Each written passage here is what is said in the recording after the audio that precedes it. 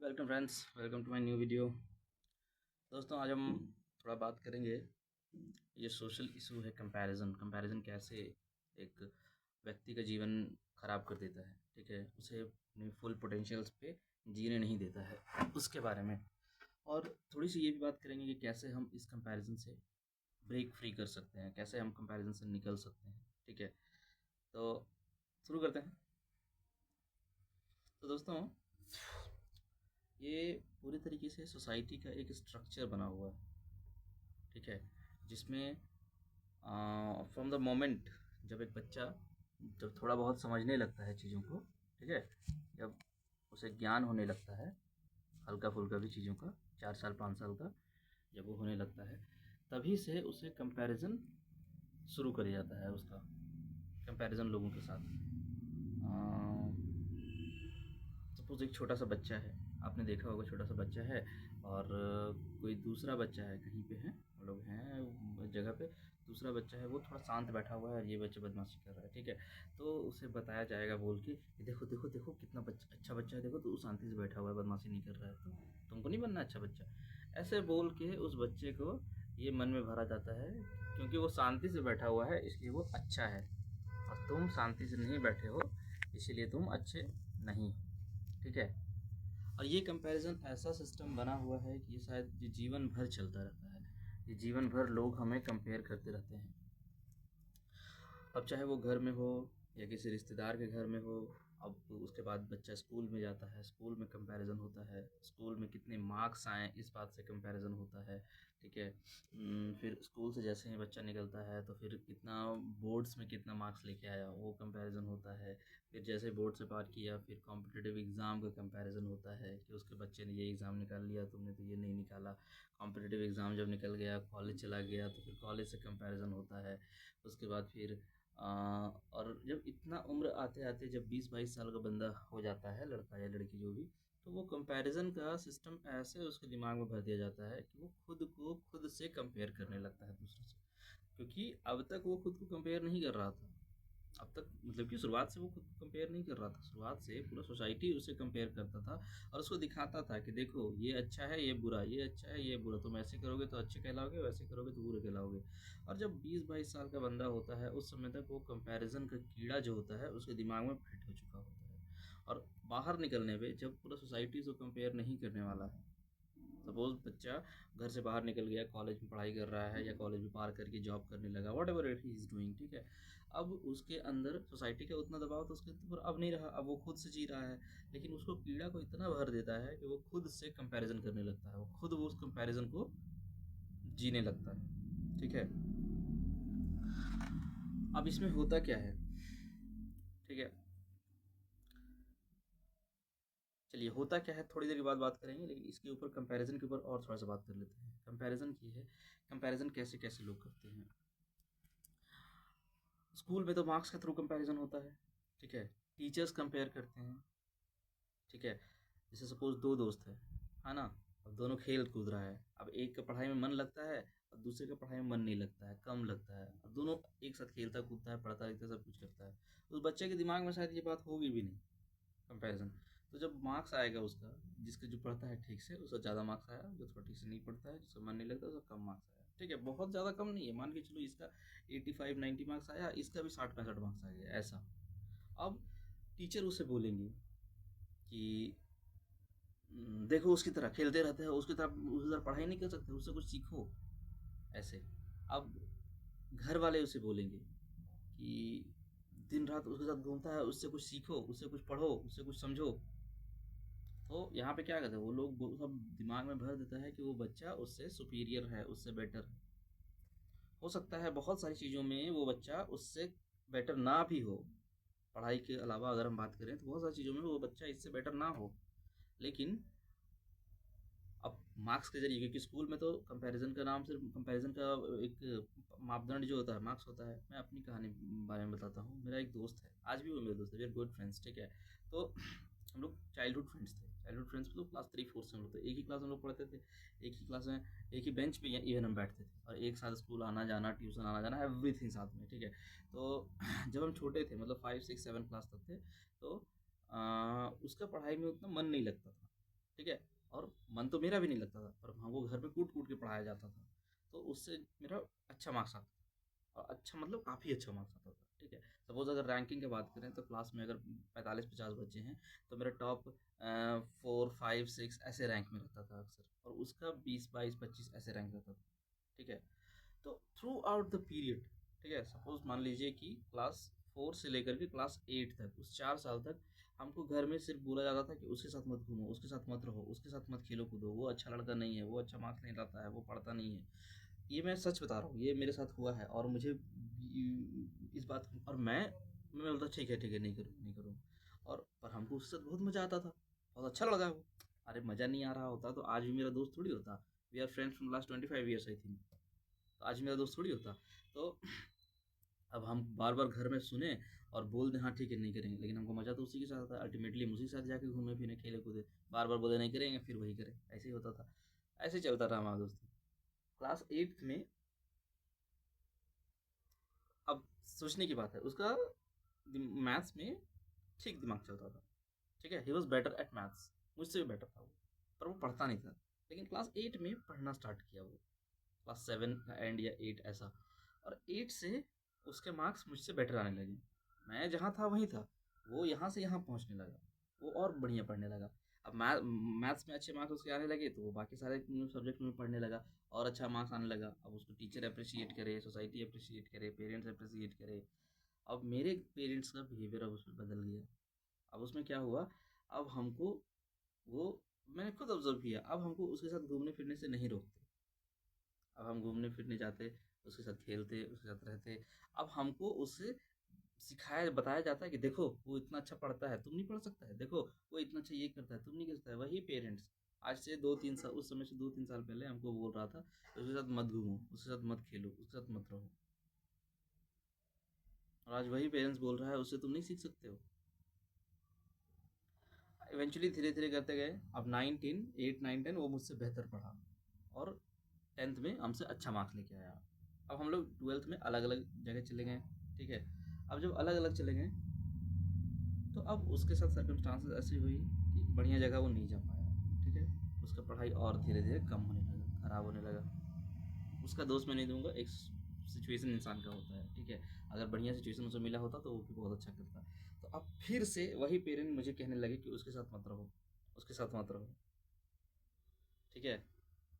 तो आप देखते हो कैसे ये कैसे ये सोसाइटी, जो पेरेंट्स है वो सोसाइटी है ना, पेरेंट्स और उसके साथ पेरेंट्स के साथ में और भी लोग मिलके, अड़ोस पड़ोस परिवार टीचर रिलेटिव सब मिलके यही यही काम करता है, ठीक है।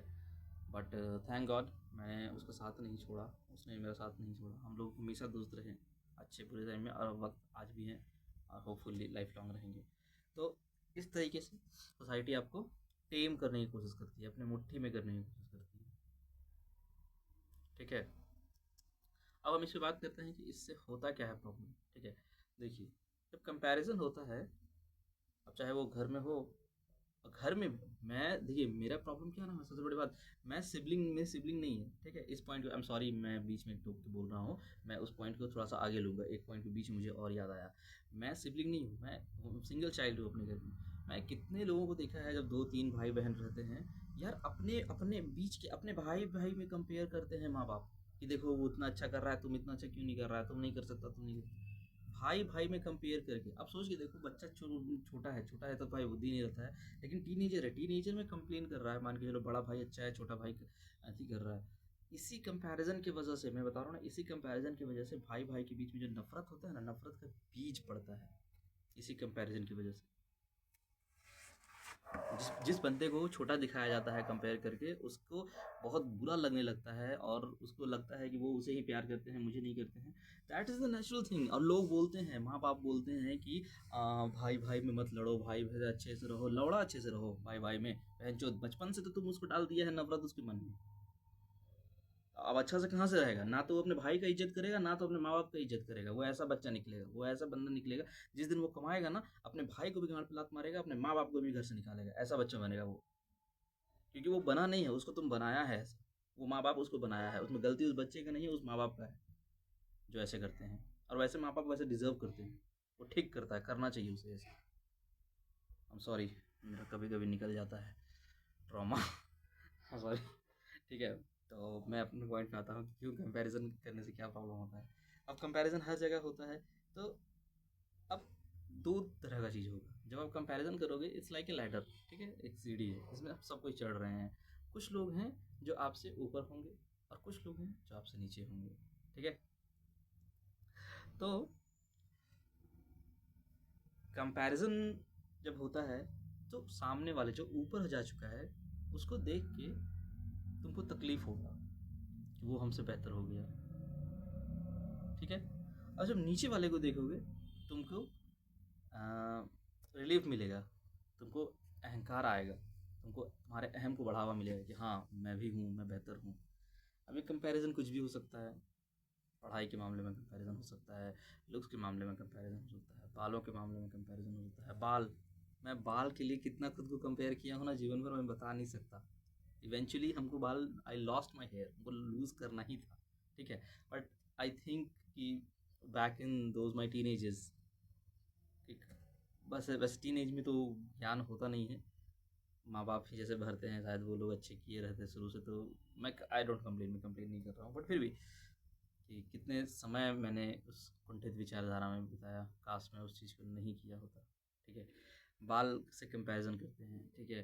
किसी का पास अच्छी गाड़ी है उससे कंपैरिजन करते हैं, किसी के पास बुद्धि अच्छा है उससे कंपैरिजन करते हैं, गर्लफ्रेंड अच्छी है सुंदर है उससे कंपैरिजन करते हैं, या बॉयफ्रेंड अच्छा सुंदर है लड़कियों का उससे कंपैरिजन होता है, लुक से कंपैरिजन, बॉडी का शेप कैसा है लड़कियों का उससे कंपैरिजन, हर चीज़ से कंपैरिजन।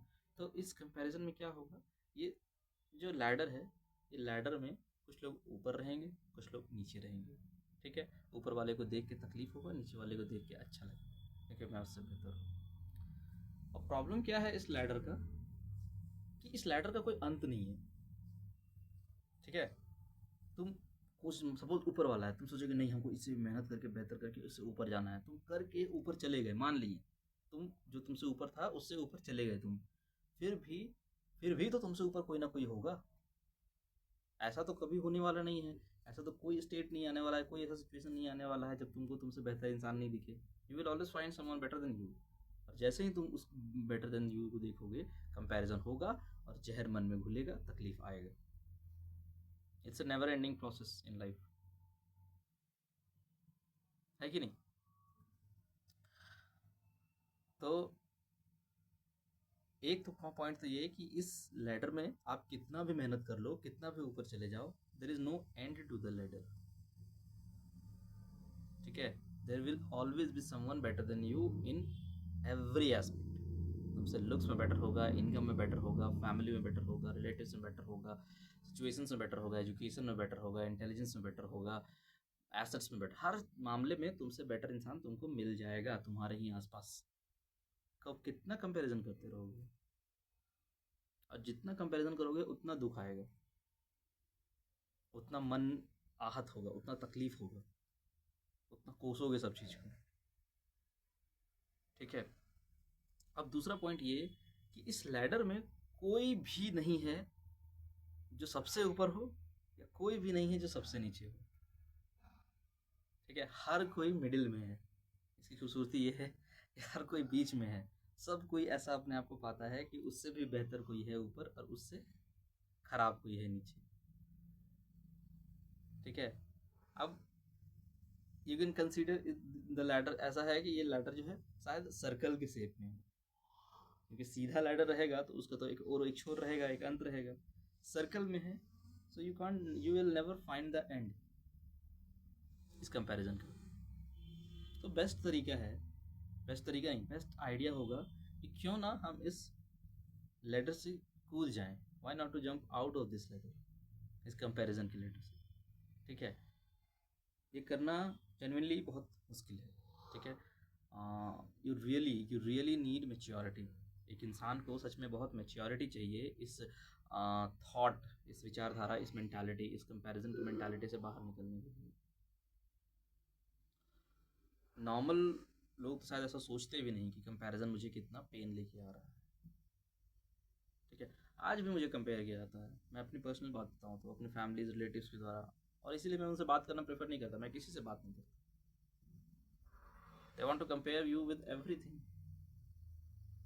कितना तक करोगे यार, कहाँ तक तुम सब चीज़ को जीत लोगे? तुम सबसे बेहतर कितना बन जाओगे? कितना भी मेहनत करके गाँड़ घिस के रगड़ के तुम बेहतर बन भी जाओगे तो कुछ ना कुछ लोग खोज लेगा तुमको नीचा दिखाने के लिए, तुम्हारे साथ कंपेयर करने के लिए। और मैं खुद करता हूँ ऐसा, कभी कभी मुझे लगता है मैं हिपोक्रेट इस बात के लिए नहीं बनूंगा, but I try to drop down this mentality of comparison. देखो मैं खुद को कंपेयर करता, सबसे बड़ी बात इतना करो, इतना तो करना ना खुद को कि तुम जो हो सामने वाले को तुम कभी कभी कंपेयर मत करना, तुम उस व्यक्ति को किसी और से कंपेयर मत करना। ठीक है, तुम इतना तो कर सकते हो, क्योंकि खुद को कंपेयर न कर पाने की मेंटालिटी डिफिकल्ट है, it can be achieve with practice. ठीक है,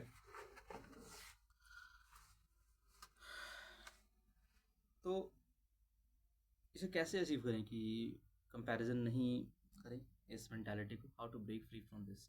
अब कंपैरिजन नहीं करेंगे तो इसका मतलब ये नहीं कि काम नहीं करना है, मेहनत नहीं करना है, अपने लाइफ को बेटर बनाने के लिए, अचीव करने के लिए कुछ नहीं करना है, क्योंकि वो करना है, क्योंकि वो नहीं करोगे तो you will feel miserable in the sense कि इनहेरेंटली फील मिजरेबल। आपके पास एक stable stable source of income होनी चाहिए, एक कंफर्टेबल जगह होनी चाहिए रहने के लिए, एक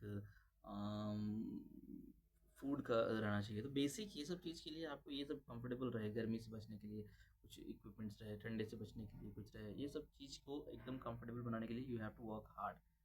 एकदम तीर मारने के लिए नहीं पढ़ना है, एकदम कि हाँ हम मैक्लारन खरीद के ले आएंगे, लैम्बोर्गिनी घर के बाहर खड़ा कर देंगे। That is not the goal. The goal is to achieve the comfort and ease of life. ठीक है, आपको खाने के लिए ना सोचना पड़े, आपको सोने के लिए ना सोचना पड़े, इतना एकदम एकदम निश्चिंत रहो, ये तो आपको करना पड़ेगा। ठीक है, इतना आपको अचीव करना पड़ेगा, उसके लिए मेहनत करना पड़ेगा, तो करो वो चीज़। बट इस प्रोसेस में ना कभी खुद को कंपेयर मत करो। और ये चीज़ एक्सपेक्टेशन छोड़ दो कि लोग तुम्हें कंपेयर नहीं करेंगे। लोग है चूतिया, सोसाइटी में तुमको रहना पड़ेगा, सोसाइटी तुमको करेगा कंपेयर। तुम शायद जॉब में जाओगे तो शायद तुम्हारा बॉस तुम्हें तुम्हें दूसरे कलीग से कंपेयर करेगा। तुम किसी रिलेशनशिप में आओगे तो तुम्हारा पार्टनर, चाहे वो गर्लफ्रेंड हो या बॉयफ्रेंड, वो तुम्हें किसी और से कंपेयर करेगा या करेगी। You will feel pain. दोस्त हो तो दोस्त लोग तो नहीं करते हैं मेनली, जनरली, लेकिन फिर भी ट्राई टू फाइंड आउट। ऐसे लोगों के साथ रहते रहते तुम्हें ये चीज़ समझ में आएगा कि कौन तुम्हें कंपेयर करता है, कौन नहीं करता। ठीक है, कौन तुम्हें नीचे दिखाने की कोशिश करता है, कौन नहीं करता है। तो ऐसे लोग जो कंपेयर करने की कोशिश करते हैं, नीचे दिखाने की कोशिश करते हैं, ट्राई टू अवॉइड देम। ठीक है, और try to feel self sufficient. मेहनत करो, पढ़ाई करो, अच्छा काम करने की कोशिश करो, कमाने की कोशिश करो, do everything, but don't do it just for the sake of showing others. इसलिए मत करो कि तुम्हें किसी को कुछ दिखाना है कि देखो मैं तो ये हूँ, मैं तो वो हूँ, मैंने ऐसे कर लिया, मैंने वैसे कर लिया। तुम वैसे करोगे ना कहीं तुमसे एक और बेटर इंसान मिल जाएगा, उस दिन तुम्हारा अहंकार एकदम चूर चूर हो जाएगा और बहुत तकलीफ होगा उस दिन। मेंटली होता है प्रॉब्लम। ठीक है, क्योंकि हर शेर का एक सवा शेर होता है ना। वो कहानी, वो डायलॉग था ना धमाल पिक्चर में कि हर बाप का एक बाप होता है, जिसे हम दादाजी कहते हैं, है ना। तो दादाजी विल बी देयर, ठीक है, to beat your ego. So don't compare, never compare. और और वैसे हर कोई भी व्यक्ति, वैसे हर इंसान जो तुम्हें किसी से कंपेयर करने की कोशिश करता है, उससे बात मत करो, उससे इंगेज मत करो। अगर वो रिलेटिव है, अगर वो मॉम डैड है, भाई बहन है, काम का बात करो। जस्ट डोंट कॉल मैं हमेशा कहता हूँ, अगर तुम्हारा फैमिली का मेम्बर कोई भी है टॉक्सिक है, ठीक है, कोई भी टॉक्सिक है जो बिना मतलब का तुमको कंपेयर करता है, बिना मतलब का शो ऑफ का ये दिखावा करने का कोशिश करता है, या फिर कुछ भी किसी तरीके से तुम्हारे साथ टॉक्सिक बिहेवियर, किसी भी तरीके से तुम्हारे साथ टॉक्सिक बिहेवियर कर रहा है, ठीक है, जो तुम फील करते हो कि नहीं तुम्हारे साथ नहीं होना चाहिए। क्योंकि लिसन, फैमिली और फ्रेंड का मतलब सिंपल सा मतलब होता है सपोर्ट। अच्छे समय में भी बुरे समय में भी सपोर्ट अगर नहीं कर रहा है तो समझ जाओ कि वो टॉक्सिक फैमिली है। ठीक है, और ऐसे फैमिली के साथ मैं हमेशा कहता हूँ कि डोंट इंगेज टू मच। कोशिश करो दूर हो जाने की। तुम अगर बच्चे हो, अभी छोटे हो, और तुम्हें लग रहा है टीनेज में टॉक्सिक हो रहा है family, try to study hard, try to get out of your house, ताकि तुम काम के बहाने एटलीस्ट बाहर जा सको।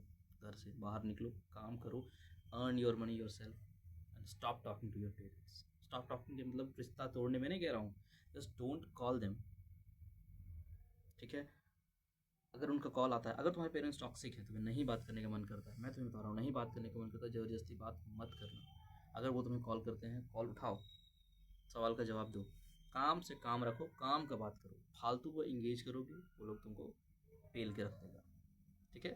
सिर्फ काम से, अगर उसको प्रॉब्लम है तुम उसको प्रॉब्लम में सपोर्ट हो जाओ, सपोर्ट करने के लिए कोई दिक्कत है घर में, जाओ घर का समस्या, तब तक घर के सब साथ में रहो, सपोर्ट में रहो फैमिली के, जब तक वो समस्या ख़त्म नहीं हो जाती, ठीक है। ये रिस्पॉन्सिबिलिटी है तुम्हारा, ठीक है। बट बिना मतलब का इंगेज मत करो। त्योहार में जाके 4-4 दिन बकैती कर रहे हैं घर में जाके, ठीक है, फ़ोन लगा के 1-1 घंटा बकैती कर रहे हैं वैसे लोगों के साथ, ऐसे लोगों के साथ करोगे तो वो तुम्हें पेलेंगे ही पेलेंगे, अच्छे लोग अगर नहीं होंगे, चाहे वो माँ हो, बाप हो, भाई हो, जीजा हो, रिलेटिव हो एवर इट इज़, ठीक है।